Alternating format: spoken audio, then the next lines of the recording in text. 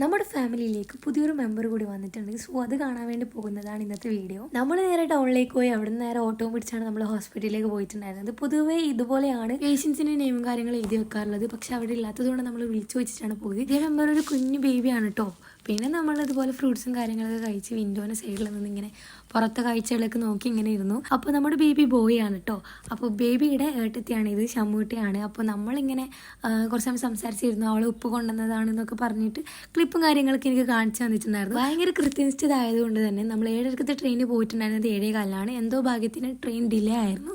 അതുകൊണ്ട് കുറച്ച് ടൈം അവിടെ നിൽക്കേണ്ടി വന്നിട്ടുണ്ടായിരുന്നു. പിന്നെ നമ്മൾ ട്രെയിനിൽ കുറിക്കാൻ വേണ്ടിയിട്ട് കുറച്ച് കടലയും കാര്യങ്ങളൊക്കെ വാങ്ങിയിട്ടുണ്ടായിരുന്നു. കുറിക്കാനൊന്നും പറയാനില്ല, 2 സ്റ്റോപ്പ് അപ്പുറമാണ് ഗൈസ്. കുറച്ച് സമയം ചന്ദ്രനെയൊക്കെ നോക്കി അവിടെ ഇരുന്നു ഗൈസ്. പിന്നെ നമ്മളെക്കാൾ കൃത്യനിഷ്ഠത ഇന്ത്യൻ റെയിൽവേക്ക് ഉള്ളതുകൊണ്ട് തന്നെ 7:30 ട്രെയിൻ വന്നത് 8 മണിക്കാണ് ഗൈസ്.